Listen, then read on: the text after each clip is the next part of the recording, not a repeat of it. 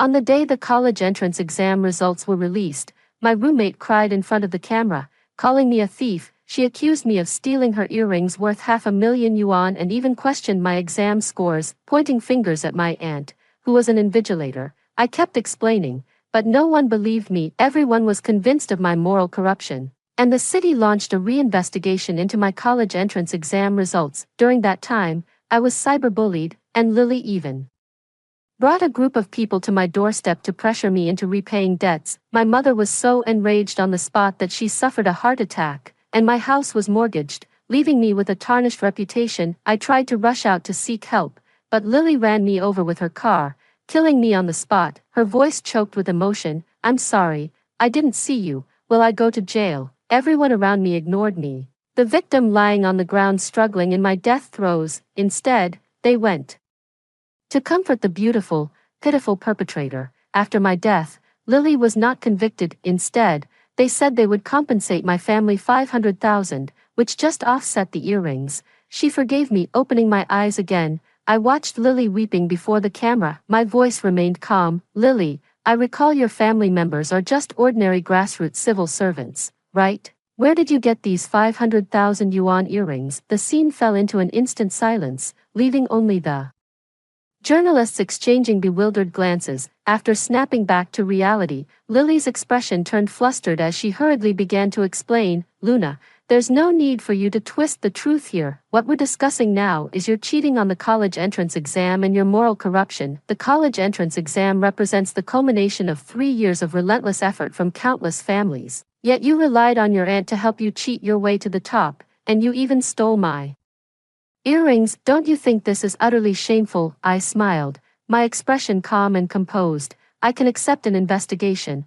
can you?" Lily's breath hitched, and the reporters swarmed forward like sharks that had caught the scent of blood. For them, the fact that the top scorer in the national college entrance exam was a habitual cheater and thief was certainly sensational. But the source of the wealthy second generation's expensive jewelry, the underlying resentment toward the rich, and the vast amount of information that could be uncovered behind it, were even more likely to cause a nationwide uproar, reaching a broader audience. All the reporters decisively abandoned me, completely forgetting about my college entrance exam cheating and the stolen earrings. "Classmate Lily, I heard your parents' positions only bring in 4 or 5,000 in salary each month, even with benefits and bonuses. They definitely couldn't afford these earrings. May I ask how you got them?" "Classmate Lily, if a pair of earrings can be this expensive, surely your family's cars and properties are even more valuable, right?" "Classmate Luna is willing to voluntarily undergo an investigation. What about you?" I watched with composure as Lily was surrounded and verbally attacked by the crowd, her face drained of all color. She could only stagger backward. The best approach was not to prove one's innocence through constant explanations, but to muddy the waters further, forcing her to prove her own innocence as well. I want Lily to know how devastating it is to prove one's innocence after being slandered by online rumors. In my past life, I was just like that, enduring 3 years of verbal bullying from Lily. Isolated and helpless, I relied on cups of cheap coffee to stay awake, writing furiously through countless early mornings, and to keep myself fueled by hatred. I constantly forced myself to relive the memories of being humiliated by Lily under an intensity beyond what an ordinary person could endure. I became the city's top scorer and ranked 24th in the provincial exam, just when I thought I could finally escape Lily's torment and prove my capabilities, and make all those who had bullied me and my mother swallow their teeth in frustration. Lily stepped forward, accusing me with a face full of grievance. "Luna only got her high score because her aunt was the proctor and helped her cheat. This is unfair to the hundreds of thousands of other students taking the college entrance exam. I have to stand up for justice, and this so-called top scorer is a habitual thief. She stole my earrings worth 500,000 yuan. In an instant, my moment of glory became the darkest low point of my life. I frantically explained, trying to prove my innocence, but everyone only cared about the sensationalism. Attacking me indiscriminately, spreading rumors is easy, but refuting them takes endless effort. My aunt lost her job, her husband divorced her, and in the end, she died of depression. My mother and I were doxxed and cyberbullied, and Lily came to our door demanding repayment, forcing us to mortgage our house. In the end, my mother was so enraged that she suffered a heart attack on the spot. I rushed out to seek help but was run over by Lily's car. I will never forget the triumphant smile on her face before I died. After hitting me, Lily didn't flee. Instead, she cried out loudly, "I'm sorry, Luna. I really didn't see you. Will I go to jail? I'm still so young." The passers-by were all comforting her, while I struggled in a pool of blood, unnoticed by anyone. The pain throughout my body felt as if every bone had been crushed, and I was taken to the hospital by a kind-hearted person. Lily, however, came to the hospital and sat beside me, her tone dripping with sarcasm. "You thought becoming the top scorer in the college entrance exam would let you escape from me. You are a dog, and you will be a dog for life. I have already agreed to compensate you with 500,000. But it just so happens to offset the earrings you stole from me. Luna, I forgive you. I don't blame you for stealing from me anymore. Go and die in peace." My breathing grew rapid, hatred churning in my chest. She pulled out my oxygen tube, letting me die in suffocation. Yet after my death, she continued to live well, even though it was later proven that I didn't cheat, and that all the thefts during my 3 years of high school were fabricated. But no one cared. Netizens rushed to serve as old servants for the young lady Lily, allowing her to rake in a fortune. In this storm, the only ones who perished were me and my family. I clenched my fists, my anger nearly consuming my reason. Lily had no way to retreat. Everyone present was waiting for her answer. I said with a smile, "Lily, could it be that those earrings of yours are fake?" Lily glared at me fiercely. This was her only way out to avoid being investigated. But Lily, who had always held herself high and never used counterfeit goods, would never willingly admit to wearing fakes. Still trying to frame me with the price of a genuine item, this outcome will only make her lose face, because Lily knows perfectly well that my college entrance exam score is real. Once the investigation results come out, the one who ends up being laughed at will only be her. Lily, flushed with anger and shame, pushed through the crowd. "The earrings are real. They're a family heirloom passed down from my grandmother. Who says a family can't have a treasure to protect the home?" "Good," I thought.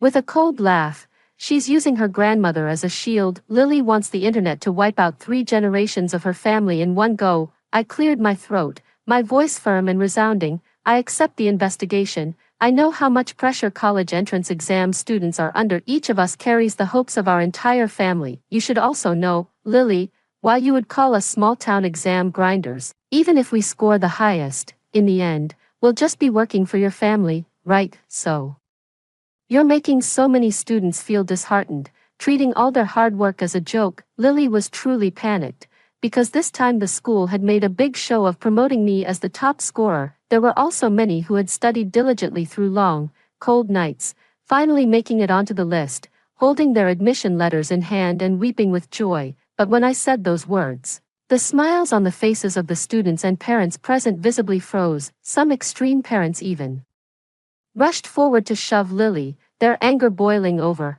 "How many times have I moved just to give my son a better environment? As a single mother, all I want is for my son to get into a top school, but your words completely dismiss all our hard work." "Fine, your family has money. Let me ask you, where did your family's money come from?" Lily had never been pointed at and scolded like this before. Throughout her 3 years of high school, she had always been the center of attention. She was the young lady people talked about, the pure campus belle, and the clever top student. But now, those eyes that should have been fawning were filled with coldness and hatred. She didn't realize that those people flattered her only because they wanted a piece of the pie, but once the meager interests of the common people were touched, it would inevitably lead to overwhelming backlash. Lily, as always, played the victim, looking at me with reddened eyes. "Luna, how could you wrong me like this? When did I ever say such a thing? You can go check.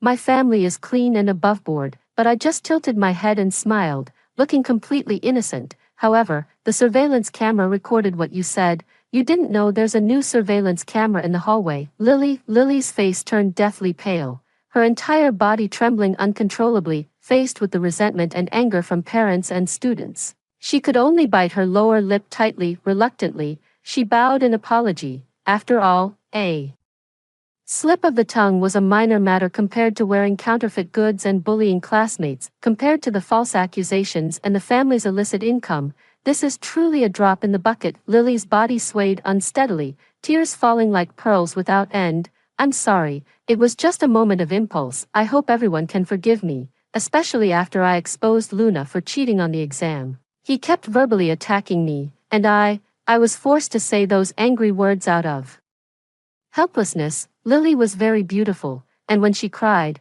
it was like pear blossoms in the rain, which moved many to pity, but I suddenly clapped my hands, startling everyone in an instant. Sorry, classmate Lily, I forgot. There are no surveillance cameras in the hallway. Lily's body stiffened. Her disguise was almost torn away. Her eyes were filled with venom as she glared at me, wishing she could tear me apart. After a long while, she struggled to calm her anger, forcing a smile onto her face. It's all right, it's my fault, I'll admit it, whether there's surveillance or not, I won't deny it. As for Luna, cheating and theft, she still has to admit to it. Lily is clearly trying to nail me to the pillar of shame today. If I show even the slightest sign of backing down, I'll never be able to clear my name in the future, and Lily will definitely not give me a moment's respite. She would hire debt collectors while also manipulating the online narrative, attacking me from both sides and leaving me with no way out. I glanced at the principal, whose face had turned ashen, and Mr. Smith, the local leading entrepreneur who had promised to fund my university education in my past life. I panicked and lost my way, focusing only on feeble explanations and falling into the trap of trying to prove my innocence, completely forgetting about these two influential figures in our small fourth-tier city. Not a single student had been admitted to Harvard or Yale University in the past 20 or 30 years. This time, I stood out, even surpassing the top student from our city's key high school by a full 52 points. For the current principal, this was the best achievement and resume, a stepping stone for his upward climb, and Lily's actions were meant to tarnish their school's reputation, cutting off his future path. Moreover, Mr. Smith, who values talent and cherishes it, was the only one 30 years ago to get into Harvard or Yale University. All these years, he has been tirelessly striving to cultivate the next promising candidate for Harvard or Yale University. One of them holds power, the other possesses wealth. Both are connected to my interests, yet I foolishly refused to seek their help. With eyes reddened, I knelt before the principal, my voice filled with sorrow. Principal, our school has always maintained a strict academic atmosphere. How could cheating possibly occur? Moreover, during the third mock exam, if you recall, I retook the test alone in the examination hall. You know my capabilities well. We can't let Lily tarnish our school's reputation. The principal suddenly came to his senses. It was true, during the third mock exam, I had indeed taken the test alone, because Lily had been bullying me for a long time. I refused to provide the answer, so she isolated me on the playground. Countless balls were always thrown at me, even when I had my period during PE class. They would force me to run long distances. Every time, Lily would deliberately buy a lot of snacks and place them in front of me. I wanted to say, thank you, but no, yet she would suddenly pull her hand back, looking completely innocent. Sorry, you probably haven't tried this imported pure dark chocolate before. Besides, your skin is so dark already, you wouldn't want to get even darker from eating it. The classroom erupted in laughter. We had just finished military training. I couldn't afford sunscreen, so my skin had been burned dark and red. The boy said with a laugh, Blackie, are you his wife? You're both so dark. Your wife? I wouldn't even look at a Blackie, haha. The girl kept scanning me with a mocking smile. They spread rumors about me without restraint. I heard her father borrowed from loan sharks and got hacked to death. Her mother turned to prostitution to pay off the debts. Do you think she might have some filthy disease? As soon as the words were spoken, everyone moved far away from me, as if I were some filthy virus. I cried and explained. Even went to the hospital for a checkup and brought the report back to class, but no one cared. They still spread rumors everywhere that I was sick. They even posted my photo at the entrance of the girls' restroom, forbidding me from entering. And the third mock exam was when I was taking medication while desperately pushing myself to study. Looking at my consistently top-ranking grades, Lily falsely accused me of copying her answers. The entire class became witnesses, and the homeroom teacher sighed. Luna, everyone says you cheated. Who can prove otherwise? The principal's voice came from outside the door. Then let her retake the exam. With 4 proctors, the exam room will be left to her alone, and I will be present. In the second mock exam, I scored even higher than the first time. The principal immediately pulled me up and shielded me behind him, with confidence. He was finally willing to step forward. We are willing to accept the investigation. The surveillance footage can be reviewed at any time. I vouch for Luna with my 30-year career. Lily gritted her teeth, but she dared not drag the principal into the mess. With the principal's guarantee, Mr. Smith walked over. He patted me on the shoulder. It's all right, kid. We're here for you. Mr. Smith looked at Lily. I've said it before. If you become the city's top scorer, I'll reward you with 500,000 yuan. If you get into Harvard or Yale University, I'll give you 1,000,000 yuan, plus an apartment. Luna has always been number one, and she performed exceptionally well in the third mock exam. Why would she steal your earrings during the college entrance exam? Lily's legs went weak under the pressure from President Shen, but she refused to back down. Perhaps she was afraid she might underperform, so she took my earrings just in case. After all, everyone knows Luna's family is short on money, Mr. Smith said calmly, but I've already transferred 500,000 to Luna. There's no need for her to risk stealing from you. Both Luna and I were stunned for a moment, her face turning pale, yet I realized that Mr. Smith completely believed in me, even to the point of fabricating evidence. I seized the opportunity and pressed on step by step. I'll call the investigation team right now. The origin of your earrings will also be specifically investigated. If you say I stole your earrings, show me the evidence. Lily's pupils trembled. She couldn't produce any evidence at all, because in the past, all she had to do was open her mouth to ruin me completely. No one would have believed me, but now, Lily felt an unprecedented sense of humiliation. A familiar voice suddenly came from the distance. I turned around.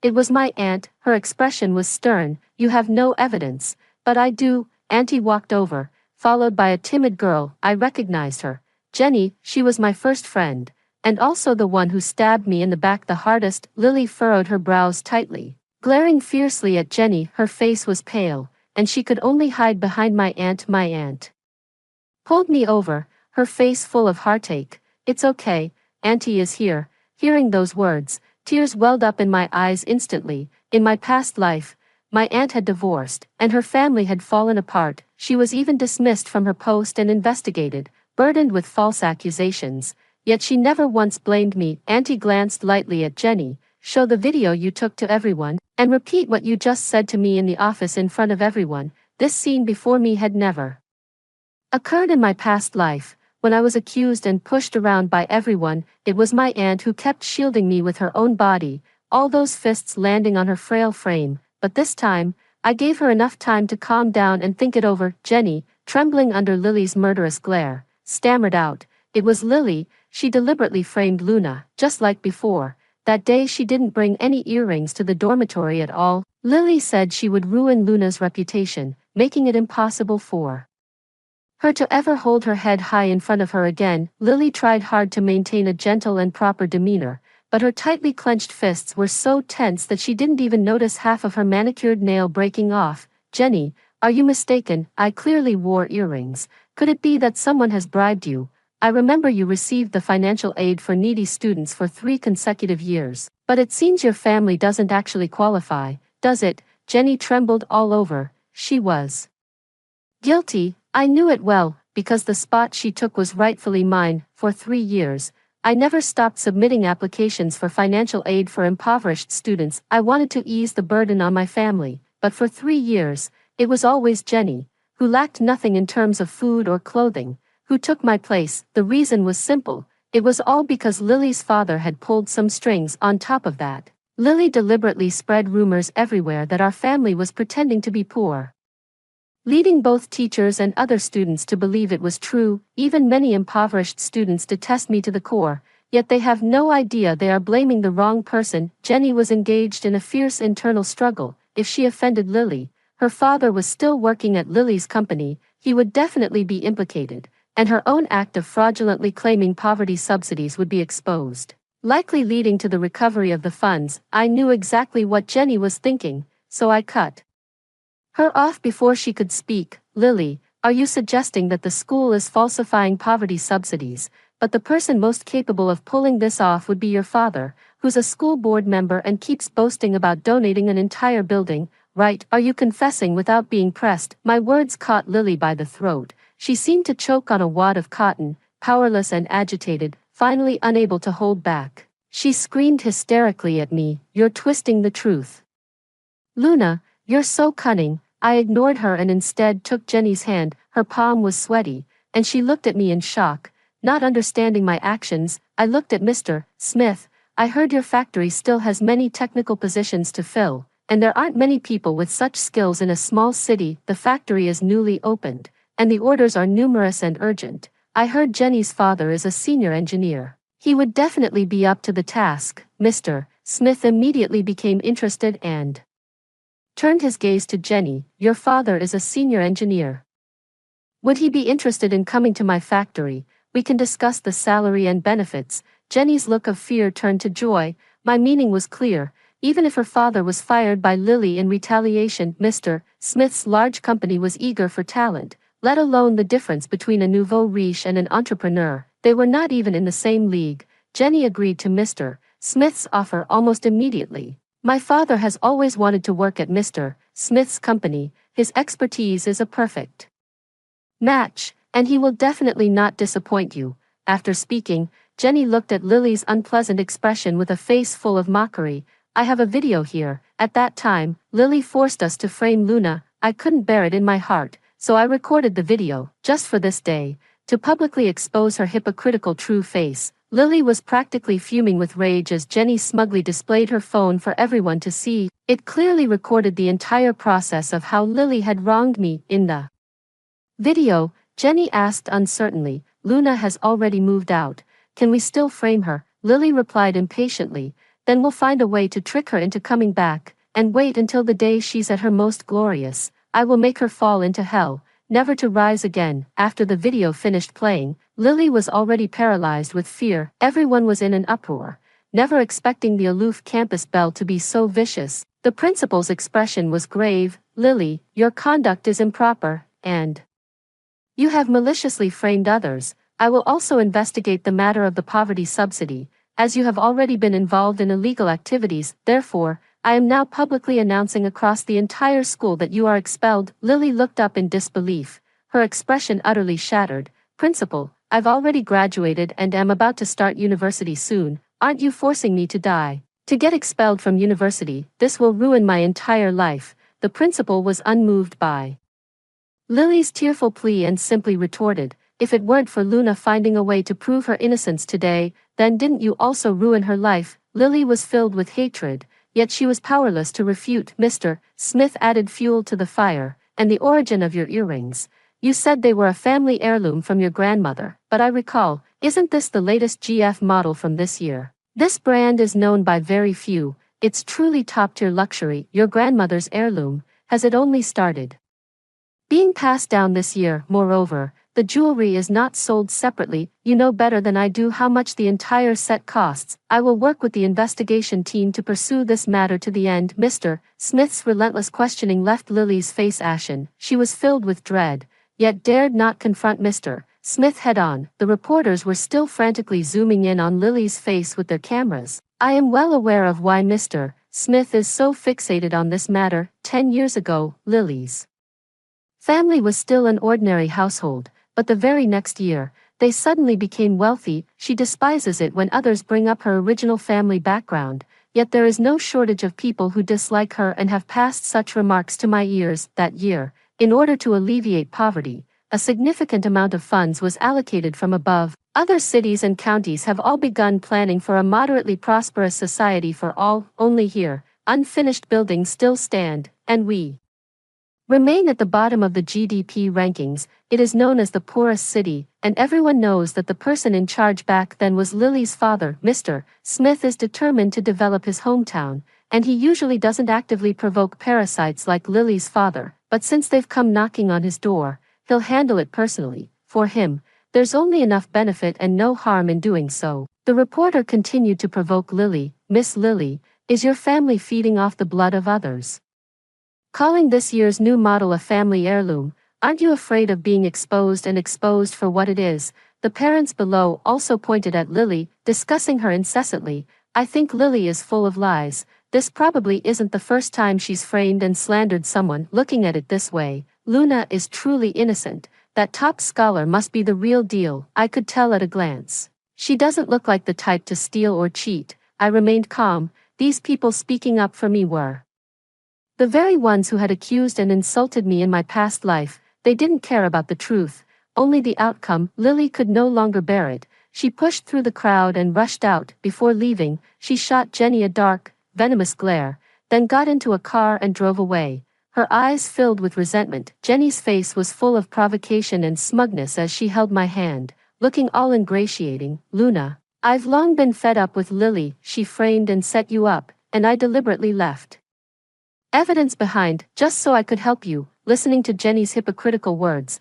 I could only find it laughable. The reason she recorded the video as evidence was merely to have leverage over Lily, to secure more benefits for herself. Choosing to help me was also just a decision made after weighing the pros and cons. My smile deepened. Well, thank you for that. Watching Jenny breathe a sigh of relief, my heart was filled with nothing but mockery. Did she really think I would forgive her? If Lily was the one who directly harmed me, then she was the accomplice who handed over the knife.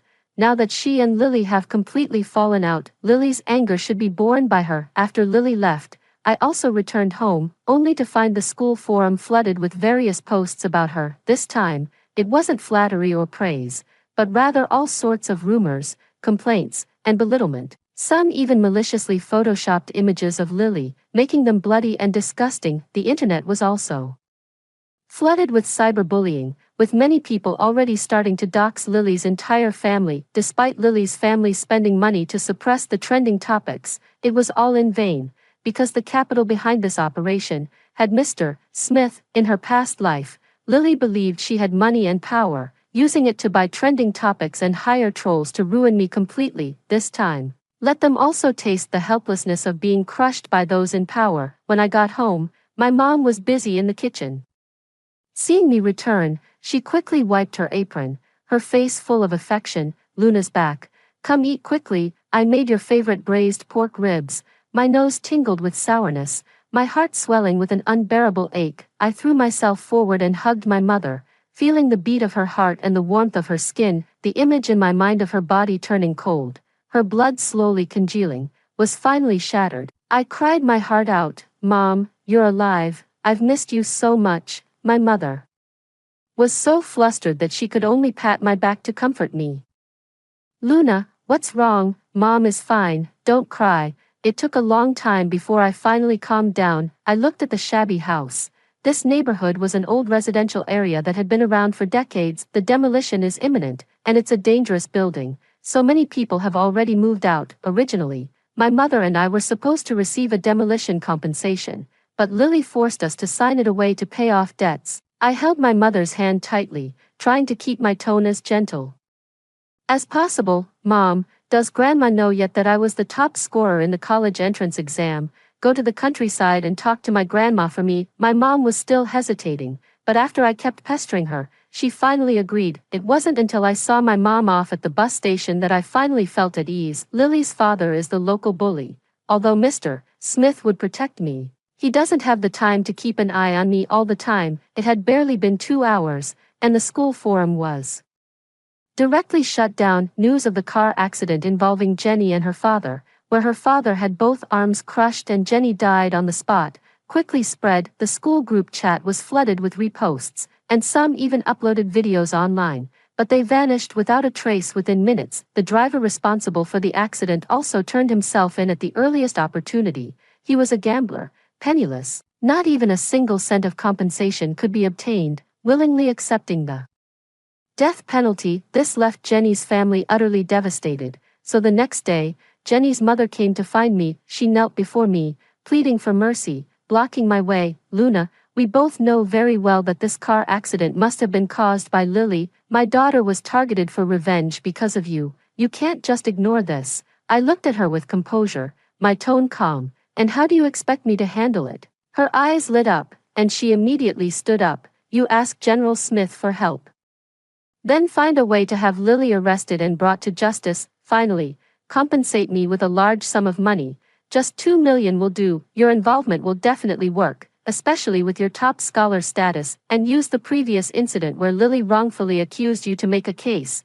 Gathering the media, she didn't dare not admit it. I sneered. This was just pushing me to be the one to take the fall, and she hid behind everyone else, waiting to pocket a hefty compensation. Looking at her face full of scheming, I remembered how Jenny had cornered me in the alley with her people. I begged her for help. With just a word from her, Jenny wouldn't have dared to lay another hand on me, yet she responded with a cold, indifferent expression. Jenny, once you're done roughhousing with your classmates, hurry home. Later, I even mustered the courage to go to Jenny's house, hoping she would testify so I could report Lily for bullying, but Jenny's mother sneered and said, "It's none of my daughter's business. Why should she get involved for you? Why does Lily bully you and not others? You should look for the reason within yourself." Recalling what Jenny's mother once said, my expression darkened, and I sneered mockingly, "It's none of my business, so why should I care about you? Why did Lily hit your daughter and not someone else? Don't you think you should look for the reason within yourself?" Jenny's mother couldn't believe I would actually say such a thing. She wanted to scold me,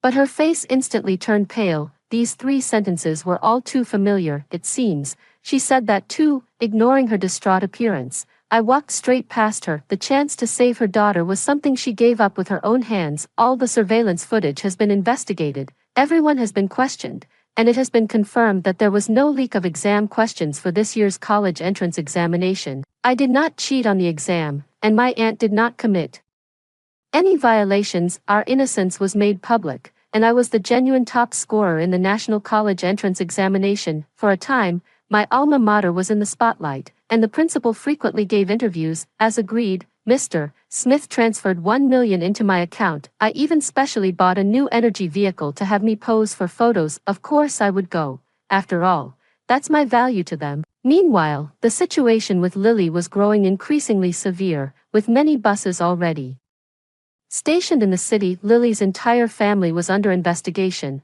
and people were being questioned everywhere. The entire process and items of the appropriation back then were also uncovered and scrutinized one by one. Lily's father even took the initiative to bring her to me, looking utterly sincere. "Classmate Luna, I know this is all due to Lily's immaturity, and she has done many wrong things. Now I've brought her here to apologize to you, hoping you can forgive her." I remained silent, while Lily raged like a madwoman, screaming like a shrew. Now, her face was haggard, her hair disheveled, and dark circles shadowed her eyes. It was clear she hadn't slept well in a long time. Why should I apologize to her? She's just a lowlife, nothing but my dog. Lily's father kicked her hard, his face dark and grim.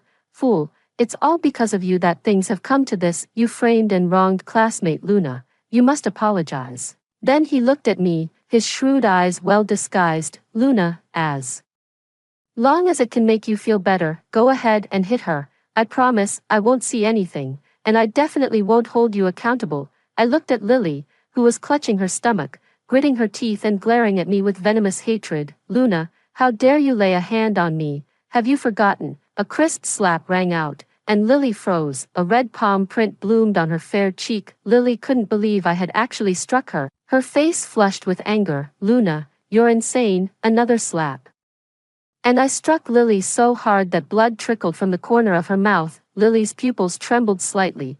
This was the first time she had ever shown fear in my presence. I took out a ballpoint pen and drove it fiercely into the back of Lily's hand. She let out a painful scream, her pretty face twisting in agony. I, however, smiled. "Lily, I haven't forgotten. For the past 3 years, I've remembered every single thing you did to me." Watching the dark holes on the back of my hand continue to bleed, I took out a pair of scissors and, ignoring Lily's resistance, cut her hair into a complete mess. Lily screamed hysterically, clutching the bald patch on the back of her head as she broke down in tears. This was nothing compared to what came next. In my second year of high school, I listened to my mom and braided my hair into pigtails. Lily said I looked tacky and insisted on giving me a makeover herself, so several people held me down while scissors sheared off the hair I'd grown for a year. Right against my scalp, the back of my head is almost completely bald. Yet Lily can't stop laughing. "Haha, that suits you perfectly." Ever since then, I've been wearing a hat, but my hat always gets tossed around. Lily liked sitting next to me. She held my arm and said to the teacher, "I'm not good at science, so I want to compliment Luna. I really like Luna, and we're going to be good desk mates for 3 years. But beneath her sweet smile, her nails dug into my flesh, my hand was covered with holes she had poked, and my seat was always stained with dirty water or red ink. Even the food I got from the cafeteria would be topped with expired dog food, and she would force my head down to make me eat it. Thinking of the past, every pore in my body screamed to kill her, but reason overcame anger, and I brought yesterday's leftovers from the kitchen. It was summer, and the food left out overnight had already begun to sour and stink. Lily's face was full of panic as she kept backing away. "What do you want? I won't eat it. Get away from me." Lily tried to run, but her father pinned her to the ground. Lily cried until her voice was hoarse, and I pried her mouth open. I poured all the leftover food into her mouth, not letting go until the bowl was empty. Lily lay on the ground, vomiting uncontrollably, looking utterly wretched. In the end, Lily's father still felt sorry for his daughter, but he also completely dropped his pretense, his voice cold and detached. "Now, is that enough? You and Lily are even, as long as you admit that you did steal Lily's earrings and prove that those earrings are fakes. To put an end to the uproar, I'll give you however much money you want." I sneered mockingly. "A large transfer. As soon as I accept it, you'll have me arrested for extortion, then your daughter's reputation will be restored, and you won't face any investigation. In the end, I'll be the only one sacrificed in this storm, right?" Lily's father's expression changed. He clearly hadn't expected a high school student like me to think so deeply. I smiled, looking past Lily's father, the corners of my mouth curling upward, still trying to save face. "The people coming to arrest you are here." Lily's father was filled with terror. He slowly turned his head to see rows of people in suits standing at the door. The leader presented his credentials with a stern expression. "David, come with us." As soon as the words were spoken, David had already collapsed to his knees, powerless, dragged out by several men. Lily had completely broken down, her eyes red. She glared at me. "Luna, do you think you've won? I'm telling you, you'll never be able to do anything to me." Lily staggered to her feet, wiping her face haphazardly with her arm. "Luna, my family has already anticipated this. I'll be on a plane tonight. If you get sent abroad, you can go and complain. You can tell Mr. Smith, or you can tell the investigation team, but I have absolutely no connection to my family." "You still lost." Utterly defeated, Lily revealed a smile, letting out an unrestrained, wild laugh. As she left, I smiled mockingly. Those who pop the champagne at halftime often don't end well. Of course, I had to share this good news.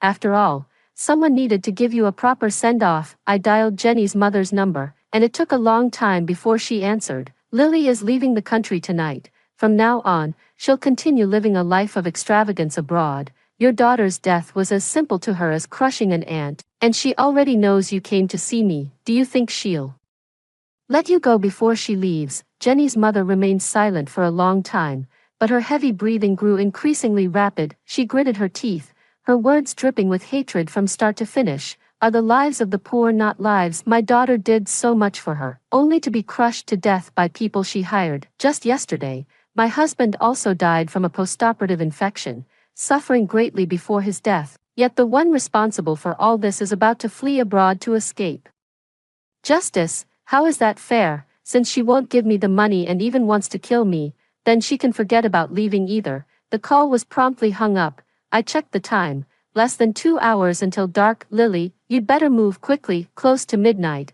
I received a call from Jenny's mother. Her voice sounded as if she had aged more than 10 years. "Luna, I apologize for everything my daughter has done to you. Indeed, one doesn't know the pain until the stick falls on their own back. I have nothing left. I just want to return to the countryside, but why does she keep pushing me into a corner?" My voice was calm, and I was already dressed. "Where are you?" After Jenny's mother clearly stated the address, I rushed over in 20 minutes. By the time I arrived, Jenny's mother had already taken her own life, and beside her body, Lily was struggling desperately in a pool of blood. She was vomiting blood profusely. Curled up in agony, I stood before her, Lily unable to lift her head. The moment she saw me, her face was filled with hatred. "It's you, Luna. You made this crazy woman drive to hit me. I already let you go. Why must you make me die?" I remain unmoved. "That's exactly what I wanted to ask you. Why are you so determined to see me dead?" Lily didn't have much longer to live.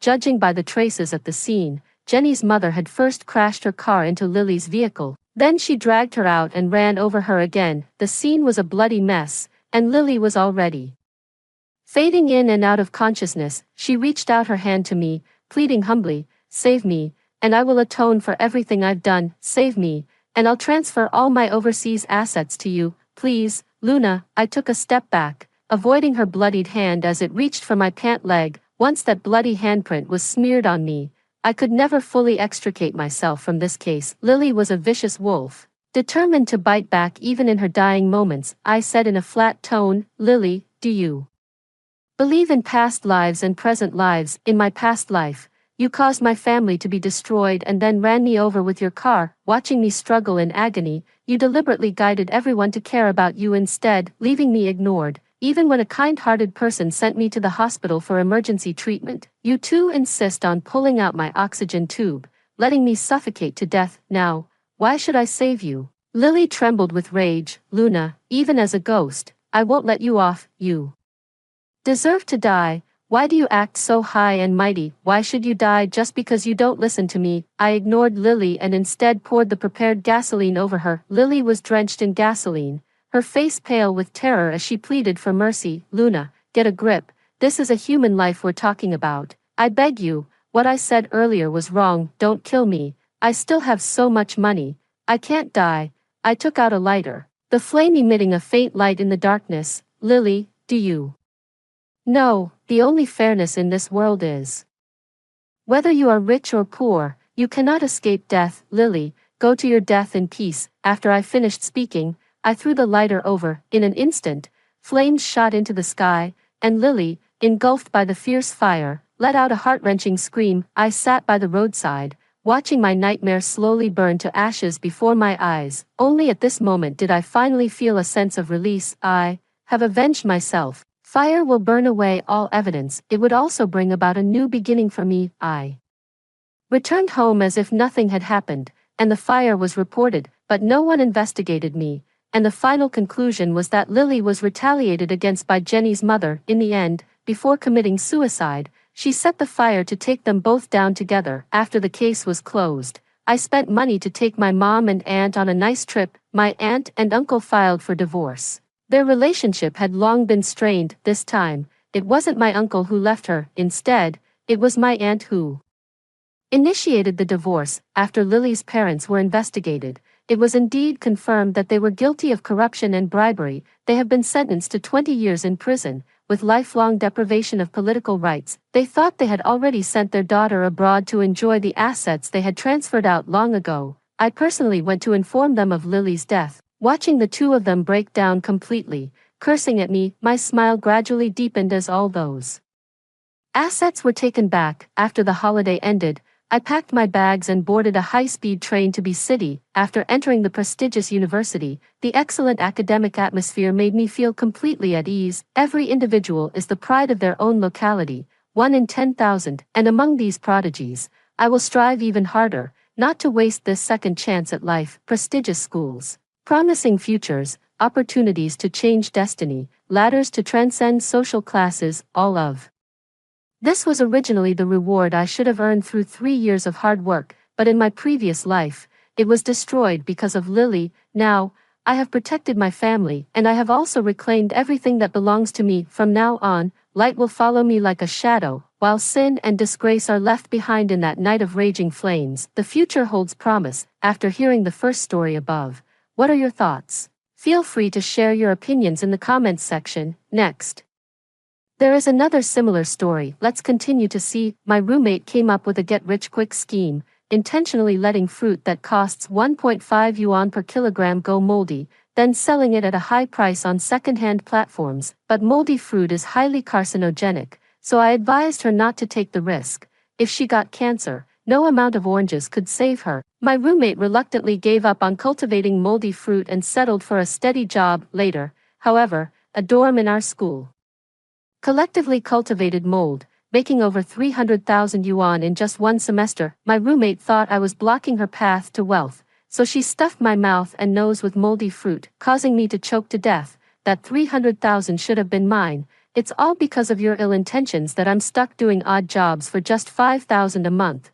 When I opened my eyes again, I had returned to the day she vowed to cultivate moldy fruit. This time, I won't try to persuade her again. Instead, I'll watch with my own eyes as she becomes infected and cancerous amidst the mold. Whose fruit is this on the floor? It's all moldy and the smell is suffocating. In summer, fruit tends to spoil easily, either rotting into a watery mess or growing mold, both giving off an unpleasant odor. What's more, the dorm supervisor is coming to inspect the hygiene today, and the green mold on that spoiled orange has just burst open, scattering all over the floor we just mopped. In my previous life, I was just too quick with my hands. I said I was taking out the trash and immediately went looking for a bin. When I returned to the dorm, Arya, who had just finished her business in the bathroom, hysterically demanded to know where her oranges had gone, and the dorm monitor, Susan, along with our other roommate, Linda, both pointed at me in unison. Emma threw them away. We were about to ask if they were yours, but she tossed the oranges into the trash without a word. This time, I directly denied it 3 times in a row. It's not mine. I haven't bought any oranges since after the new year. I always buy fruit and eat it the same day. Linda also shook her head and said it wasn't hers. Susan gritted her teeth. Then it must be Aria's. She's the only one in our dorm who buys things she can't finish and just leaves them to rot, never bothering to throw them out. That's why the dorm always smells. Every time we clean, she suddenly gets a stomachache. If you didn't know better, you'd think she was a dung beetle reincarnated. With how much she loves squatting in the bathroom, seeing that none of us responded, her scolding lost its momentum. Who's going to throw this thing away? I hesitated. After all, it's Aria's stuff. We should wait for her to come back and ask. Ask my ass. If we wait any longer, the dorm supervisor will come for inspection. What if we get points deducted? With that, she reached out and picked up the moldy orange, not even bothering to wear a mask, just. Then, Arya returned, seeing the moldy orange in Susan's hand. She let out a sharp, piercing shriek. Put my orange down. Susan, are you that bored? My orange was perfectly fine where it was. How dare you get rid of all my penicillin mold? Seeing the dark green stains all over the floor, she rushed over and snatched the moldy orange away. Another burst of green mold spores exploded into the air, and I quickly ran to the hallway, covering my nose and mouth with my sleeve. Arya, are you insane? The dorm supervisor is checking the rooms today, and we had everything cleaned up. Because of your orange, we have to mop the floor all over again. Susan didn't know that Arya had been cultivating that moldy orange since last month. Only the one in her hand succeeded. I also heard her muttering that one moldy orange was worth 500, so 20 would be 10,000. After that 10,000 was actually sold on the platform, she doubled down on cultivating moldy fruit in the dorm. It got to the point where as soon as we entered the dorm, we were hit by an overwhelming sour stench.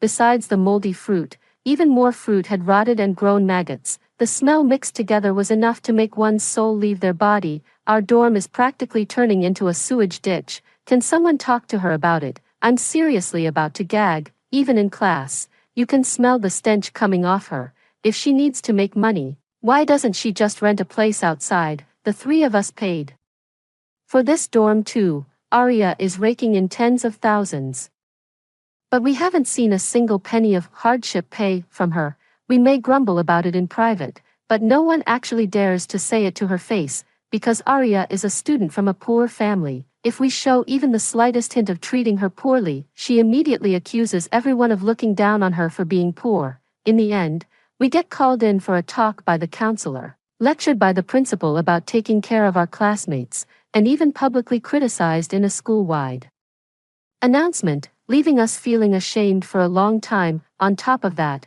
when the dorm supervisor said our room had too much trash and wanted to deduct points, Arya pulled out her poor student card, crying that she grew up in poverty and wanted to save the trash her roommates didn't want to sell for money. Please don't deduct points. Dorm supervisor, once or twice, they managed to get away with it. And even when the dorm supervisor said something, it didn't help.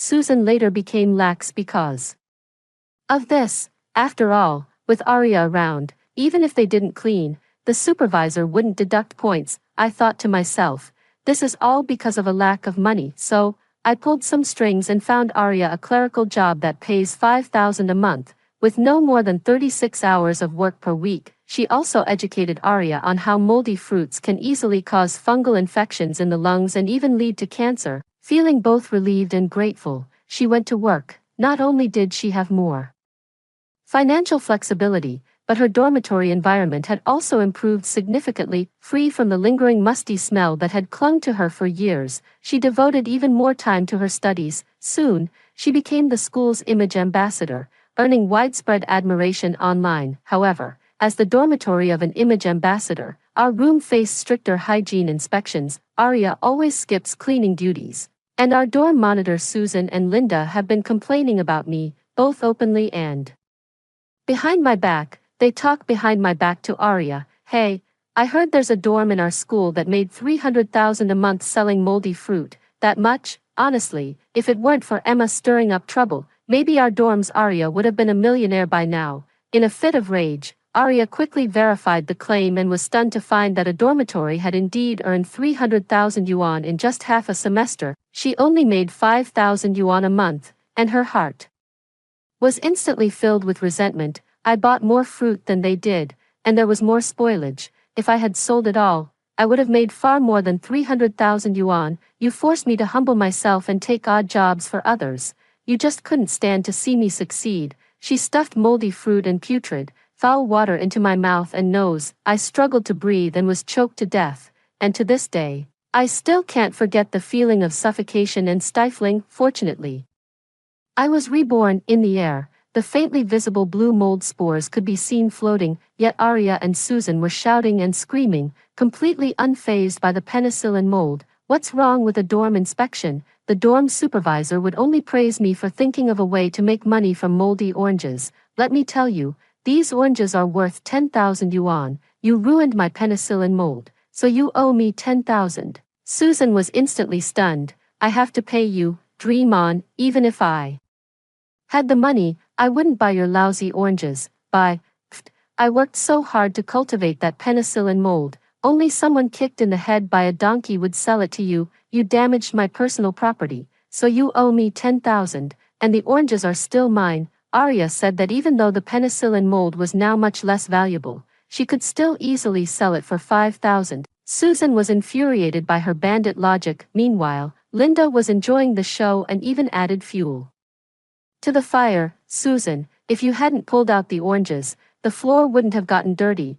I think you should stop worrying about this and just mop the floor first. Otherwise, you'll definitely be in trouble when the dorm supervisor comes. Arya, it's also your fault for not telling us about the oranges earlier. If you had, we wouldn't have touched them. And since you just got back from the bathroom and haven't cleaned up yet, Susan has been wanting you to mop the floor since this morning. Linda is nothing but a troublemaker. With her persuasion, the three of them started arguing and ended up cursing at each other. They breathed in and out heavily, inhaling and exhaling air filled with penicillium mold. I watched in fear and trepidation until Arya turned her gaze toward me. We're all busy here. Emma, what are you doing outside the door? Trying to avoid cleaning, aren't you?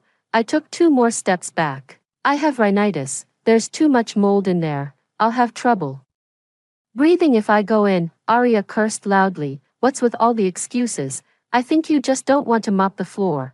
But it was true. A few months ago, the school was full of willow catkins, and I had to wear a mask for months. Sometimes even wearing a mask didn't help. Staying in this moldy environment for too long can easily lead to difficulty breathing. Afraid of getting into trouble, the dorm mates ultimately didn't dare let me in, but the people inside the room were having quite an unpleasant argument. Arya placed the moldy orange on the table, and Susan immediately yelled at her to take it out.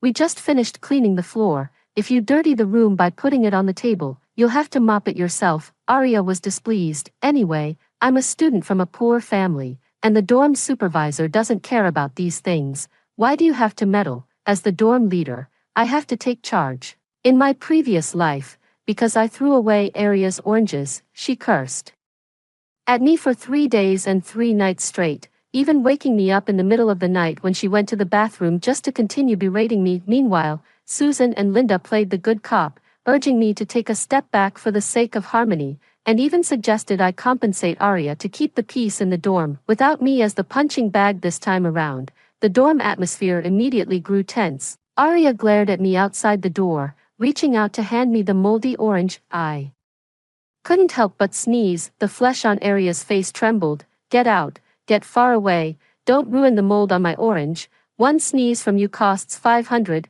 I quickly fled. My nose is uncomfortable. I'm going to buy some medicine. Behind me, however, came a series of banging noises and roars. I went out, threw my coat into the trash, bought a sun hat, and then went to the campus hospital to get some medicine for rhinitis before heading back to the dorm. But as I passed by the delivery lockers next to the campus commercial street, I suddenly saw Arya's figure.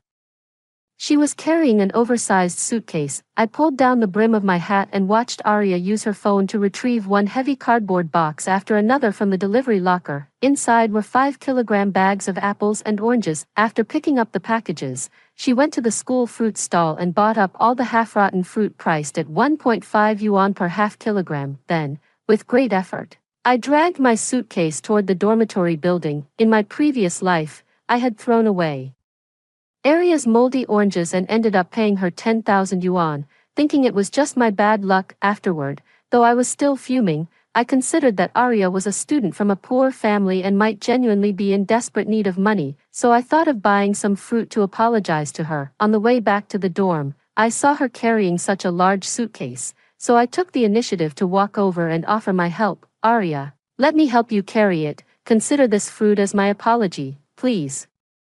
Don't be angry anymore. Arya accepted the oranges but still looked at me with a mix of annoyance and scrutiny. All right, I forgive you, Emma. If you ever have leftover fruit in the future, you can give it all to me. I didn't say anything and helped her lift the suitcase, but she shifted all the weight onto my side. After that, she even went further and directly placed the 2 peaches I bought for 10 yuan among her moldy oranges. She kept saying that my peaches had been sitting on the table for over an hour without being touched, so she thought I didn't want them anymore. But at that time, I was clearly busy doing laundry and didn't have time to eat them. This time, I pretended not to see it and waited until she had moved her suitcase upstairs before returning to the dorm. But Susan in the dormitory completely exploded. Didn't I say the dorm supervisor is checking hygiene today? Can't you wait until she's gone before taking out your fruit? Arya wasn't having it. Can you stop making such a big deal out of nothing? It's just a little fruit. What if the supervisor sees it? Is she going to stop me from eating fruit? If she won't let me keep it out, I'll take it all the way to the principal and ask if even poor students aren't allowed the freedom to have fruit. Susan was so angry she could barely speak coherently. What does this have to do with fruit freedom? Seeing they were about to start arguing again, I quickly spoke up. With Arya in our dorm, the supervisor won't deduct our hygiene points anyway. Besides, fruit spoils easily in summer. It's better for her to take it out early and eat it sooner. Arya smugly glanced at Susan. See, you're the only one making a fuss. Emma is much more sensible than you. Susan gritted her teeth and dragged a chair over, the legs scraping sharply against the tile floor. By the time the dorm supervisor came to check, the floor of the room had been completely taken over by Arya's fruit. Even the various wrappers, bags, and fruit leaves were scattered everywhere, leaving no place to step for a moment. The aunt frowned as she watched. Arya, didn't you know there was a dormitory inspection today? Susan, how did you notify your roommate? Susan felt wronged, but the aunt didn't care. As the dorm leader, it's your responsibility to keep your roommates in check. I didn't deduct points the first couple of times,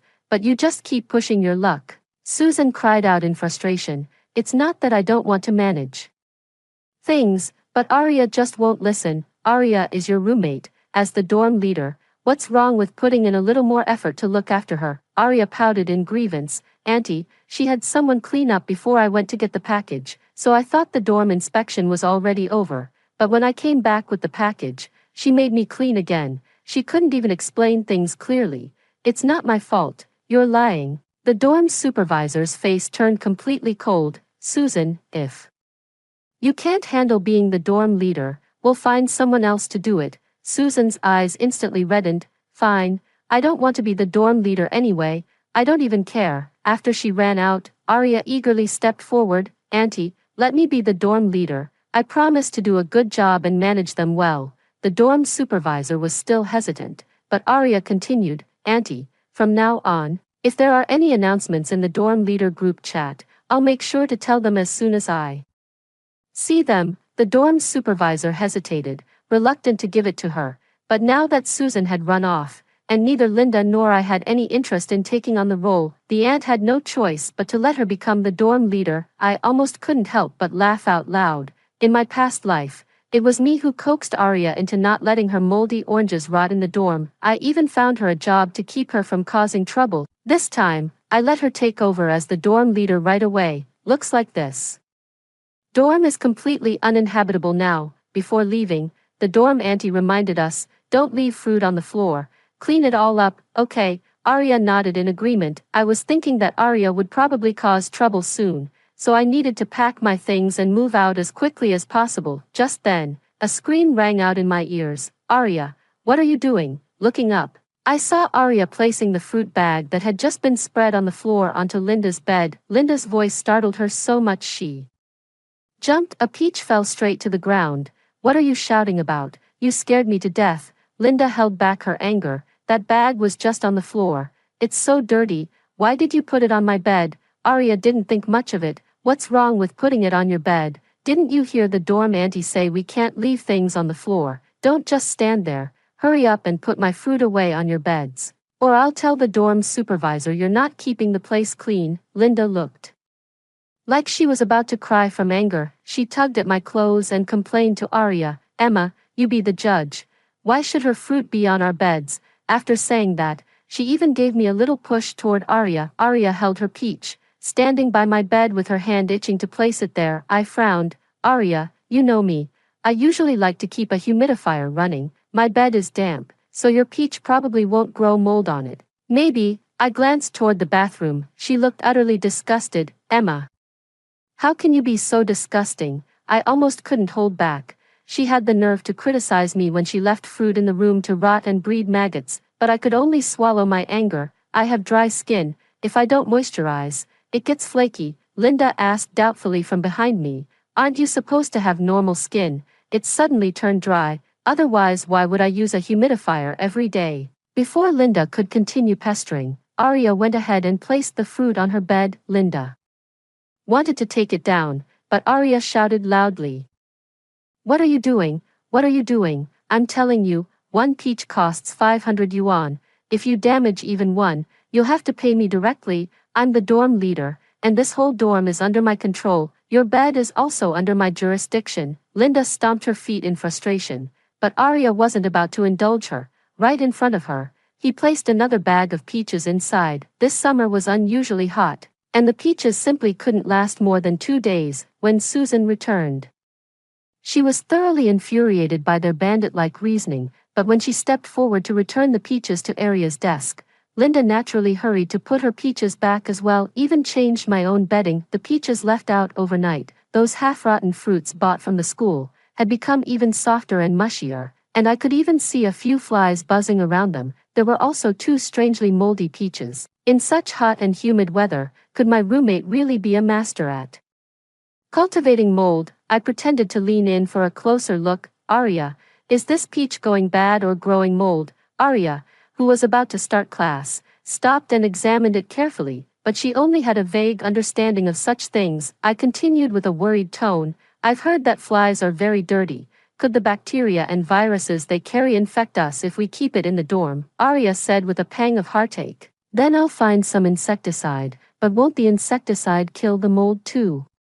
Arya panicked, and finally she came up with a solution. She would take the fruit that had attracted the flies to class. That way, the flies wouldn't be able to target her peaches on the way to class. Her backpack looked bulging, and from a little closer, you could smell the sour stench of fermenting and rotting fruit. Everyone around her kept their distance. Arya even breathed a sigh of relief.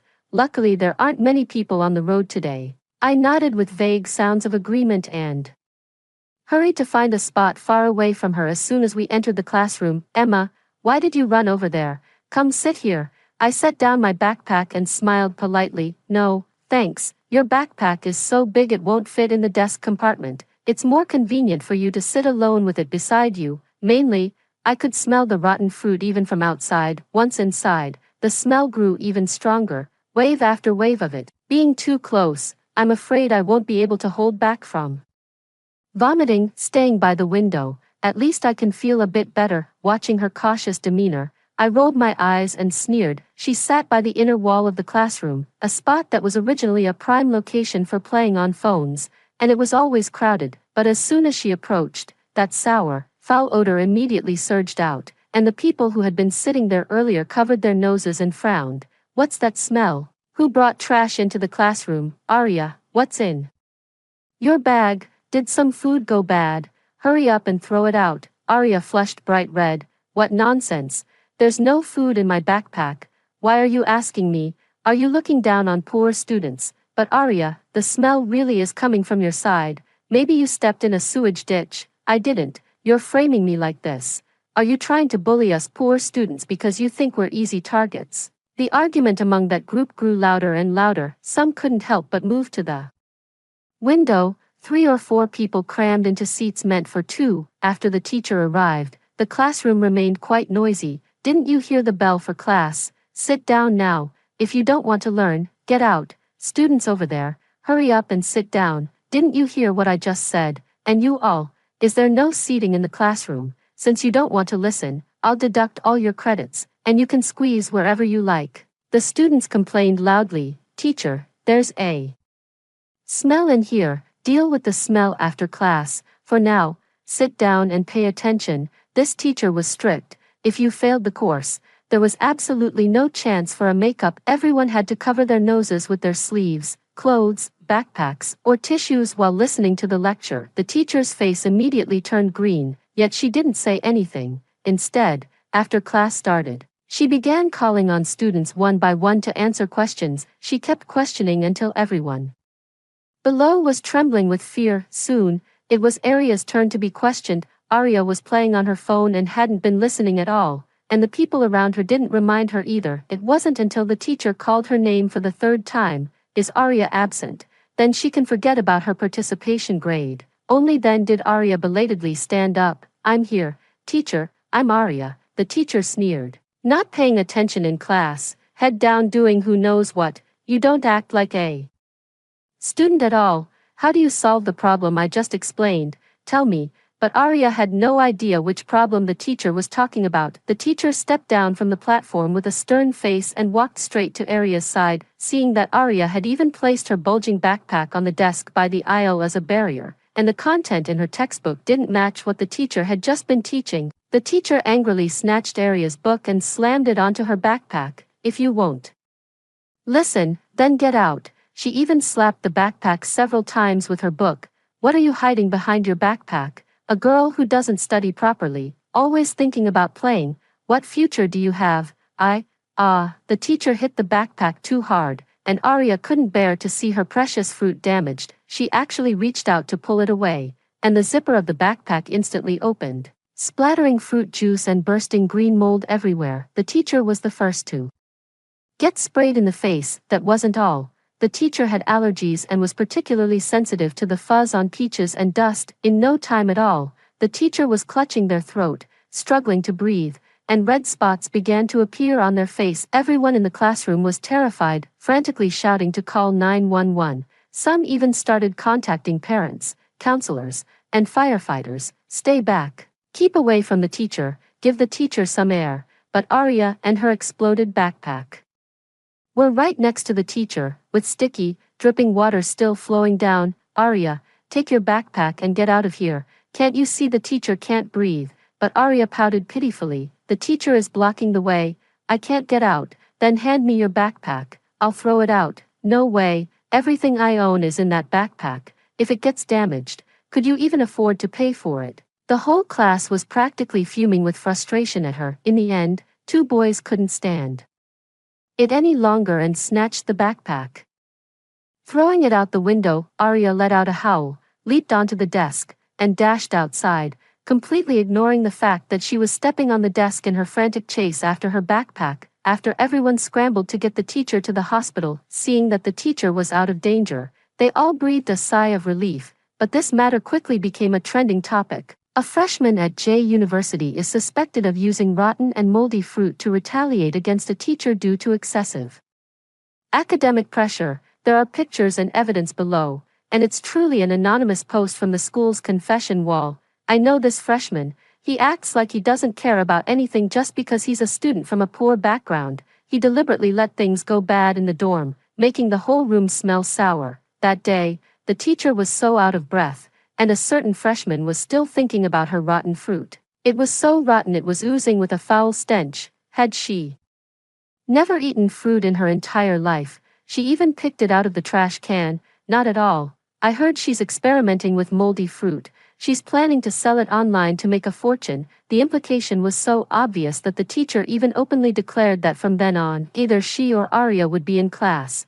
Never both. The school had no choice but to revoke many of the privileges they had previously granted to Arya. They repeatedly warned Arya not to engage in dishonest practices and to focus on studying hard. Only after forcing Arya to apologize to the teacher and issuing a school-wide notice did the matter finally come to an end. In the dormitory, while Arya was being taken out, Susan gloated. Serves her right. I was waiting for the dorm to get even smellier so I could call the dorm supervisor. But I never expected Arya would dig her own grave first, getting rich from mold. She'd be lucky not to lose money. Honestly, why do people like her even take up spots for impoverished students? It's just a waste. I hope she cleans up the dorm as soon as she gets back, otherwise we'll find a chance to anonymously report her to the principal. Let's see how embarrassed she'll be then. I shook my head with a smile. In my past life, Arya really did make something of herself, selling items for tens of thousands of yuan. Susan and Linda saw that something costing less than a couple hundred yuan could be sold for so much in the blink of an eye, and their eyes instantly turned green with envy. She even deliberately let fruit rot in the dormitory herself, but when they did it, it was truly letting it rot. Those fruits decayed and bred maggots. It made them so disgusted that in the end, they had to pay an extra 500 points to hire a cleaner to tidy up. After discussing it, the two of them tried to curry favor with Arya, hoping she would take them along to make money, and Arya, being quite business savvy, straightforwardly told them that if they cultivated the moldy fruit, the profits would be split 50-50, otherwise, she absolutely wouldn't teach them. In this lifetime, Arya hadn't given them any benefits to see, yet they still schemed to cause trouble behind her back. With a click, the door opened. It was Arya returning. Susan and Linda turned their heads in unison, completely ignoring her. Arya's expression was also very unpleasant, looking at us as if we had done something wrong to her, but I didn't care. I even smiled and greeted her. Arya, you're back. I saw some mold growing on the oranges under your desk. Shouldn't they be sold soon? Arya lifted her head proudly and said, don't you dare ruin them. Those have already been reserved. 15 oranges, a full 7,500 yuan. I gasped, covering my mouth. That's amazing. You're really good at making money. And Susan and Linda instantly felt a sour taste in their mouths. Susan's phone rang, and as I turned slightly, I saw the message Linda had sent her. She's doing all this in the dorm. Shouldn't she give us some compensation too? Right, this is our dorm too. Why should she be the only one making money? At first, they were just venting, but Arya carefully placed the moldy orange on the table, and after about half an hour, someone knocked on the door to buy her orange. They even transferred 10,000 yuan to her on the spot. Susan wasn't happy about it. That's 15 oranges. 7,500 yuan. You transferred too much. Arya, who had been secretly pleased with the extra profit, now turned cold-faced. Susan, what do you mean? What does this have to do with you? If you don't know how to talk, shut your stinking mouth. You're lying. It's clearly 7,500, but you're asking for an extra 2,500. He gave it willingly. Why are you meddling? Linda chimed in, raising her voice. Arya, we're not meddling. But taking an extra 2,500 from someone is fraud, isn't it? What if they report you to the police? Think how bad it would sound if word got out. We're just looking out for you. Greed for small gains leads to big losses. Hurry up and give the money back. Arya raised her voice sharply, shouting, what the hell do you know? It's so much trouble for me to cultivate these oranges. What's wrong with him giving me a little extra for my hard work? Who are you to interfere? With that, she turned to the buyer and said, tell me, did I cheat you out of your money? The man glanced at me, then immediately turned back. No, I have a high demand for mold. This is just a deposit. No need to give me any change. If you have more moldy oranges like these in the future, sell them to me. Oh, there's another dorm in your school. I've already bought 300,000 yuan worth of moldy oranges from her, but it's still not enough. If you have time, you can cultivate more. I'll buy as much as you have, no matter the price. Susan and Arya's faces turned ashen with shock. They watched as Arya filled the entire dorm room with moldy fruit, not even willing to throw away those that had completely rotted and oozed liquid, all in the hopes of finding a way to sell them at a high price someday. They couldn't help but feel envious. In the dorm, they quietly followed Arya's lead and started making moldy fruit themselves. I happened to return to the dormitory once and saw Arya, Susan, and Linda starting to argue again. All the moldy fruits in the dorm are mine. If it weren't for my mold, how could your fruits have grown mold? I haven't even asked you for mold transfer fees, and you dare to shout at me here. Arya, are you even making sense? The dorm isn't yours alone. What does it have to do with you if we make our own moldy fruits? Why must the mold be related to you? Exactly. If you have the guts, don't make moldy fruits yourself. Since you insist on doing it in the dorm, you have no right to criticize us for doing the same. After that, the atmosphere in the dorm grew increasingly tense. The conflict even spread to me. At one point, they all privately messaged me, urging me to take sides, and Arya's invitation was especially enthusiastic. Emma, you and I can handle the fruit together.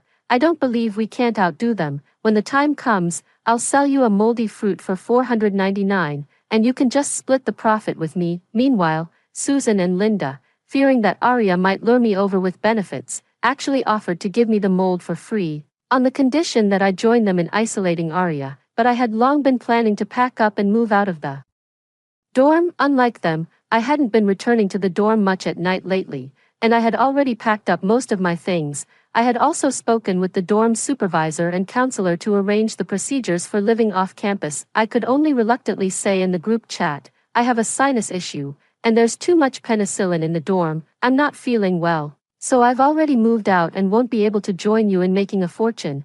Seeing my message, they completely lost their minds.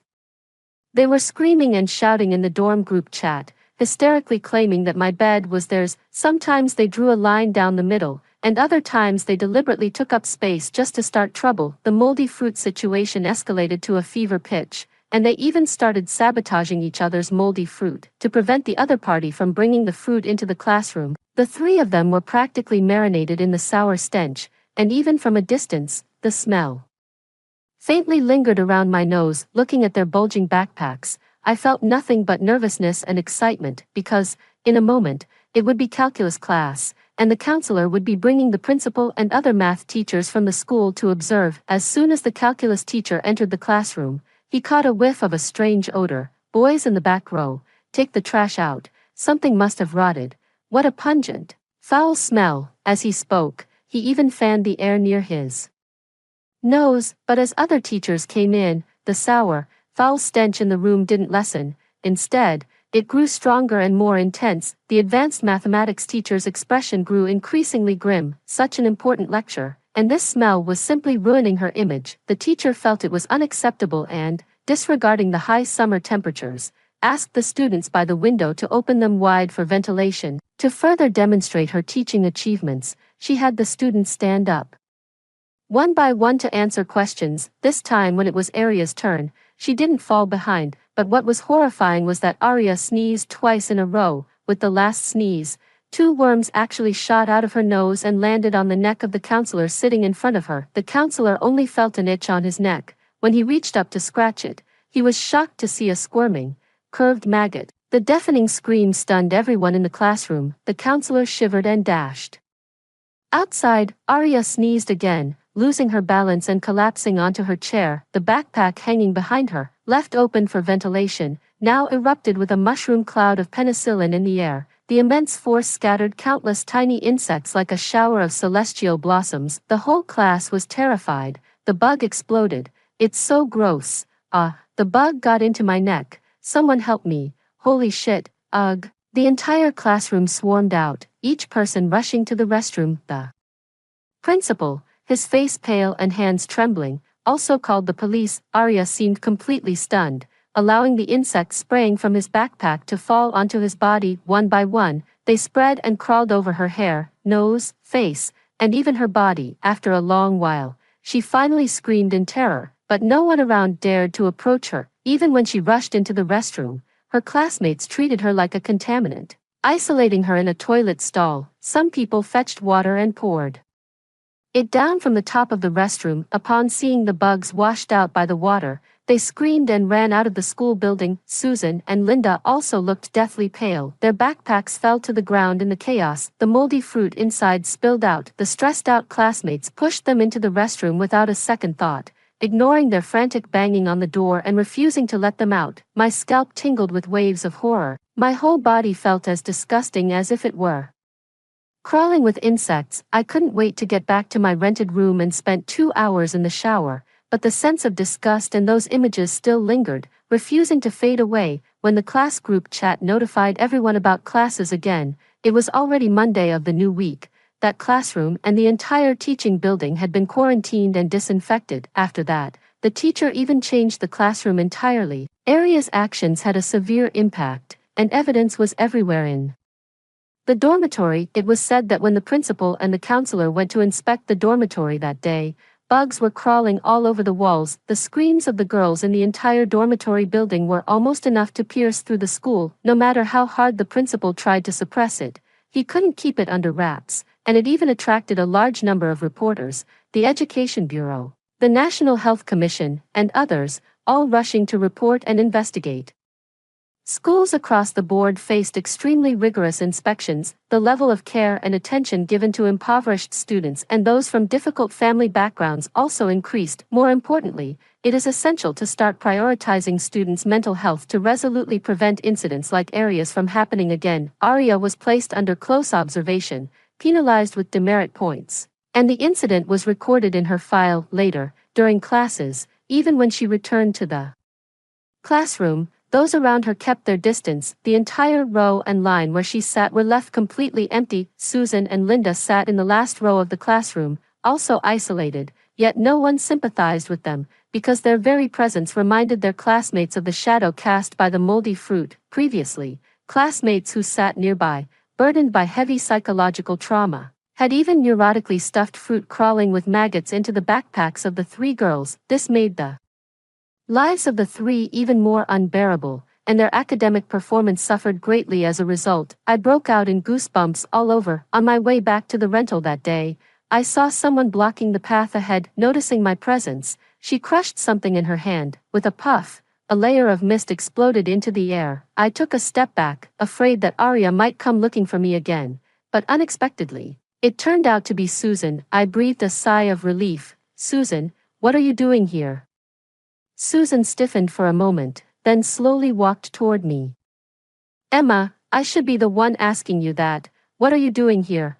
I sensed something off about that question. "I'm going back to my rental place." "Aren't you supposed to be with us in the dorm? Why did you move out?" "You didn't move out in your past life." My heart skipped a beat. I wanted to run, but it wasn't just her. Aria and Linda were also hiding in the shadows. "Emma, it's all because of you. If it weren't for you, how could I have been isolated by the whole class? You've already rented a place outside, so why won't you let me use it for my moldy fruit experiments? It's all your fault." I didn't dare stop for a moment, frantically running toward the crowded areas. On the way, I spotted a parked taxi and without a second thought, jumped in, telling the driver to head straight to the police station. Along the road, Aria and the others chased after the car, cursing loudly, their eyes fixed on me with a sinister glare, as if they wished they could skin me alive. Seeing that I was about to escape completely, Aria actually set her sights on a child eating at a snack street stall beside her. A chill ran down my spine. "Stop the car, stop it now." Before I could finish, the driver cursed and got out. Swiftly tying the person up, he pulled out his phone and dialed the police. "Hello, I'm a DD driver." "No, wait, I've caught 3 people who seem mentally unstable, and they're showing strong aggression toward others." The driver rattled off an address. Soon, Aria was taken away by the police. Before leaving, they stared at me with a sinister gaze, but in order to make money, they secretly cultivated large quantities of moldy fruit in a warehouse at the corner of the school, deliberately harmed others, and even premeditatedly plotted to harm me. They were sentenced to 6 months in prison. Before being imprisoned, they were also found to have been exposed to moldy fruit for a long time, leading to fungal infections in their lungs, causing difficulty breathing and coughing up blood. There was even a faint trend toward cancerous changes. Their family was not well off to begin with, and these illnesses only made matters worse. When I saw them again, the spark of life had already vanished from their eyes. I only heard that after their family sold everything they had to cure the three of them, they arranged for deep hypnosis to make them completely lose their memories of that period. Later, the memories of Arya, Susan, and Linda returned to their first year of high school. They started studying from the first year of high school, preparing to go through the college entrance examination all over again. As for me, after graduating smoothly from university, I went to another city to pursue postgraduate studies, continuing my own life, with no further connection to them. After hearing the two stories above, what are your thoughts? Feel free to share your opinions in the comments section. Looking forward to hearing from you. If you liked this story, don't forget to like it, share it, and subscribe to my channel. See you next time. Next time. Next time. Next time. Next time. Next time. Next time. Next time. Next time.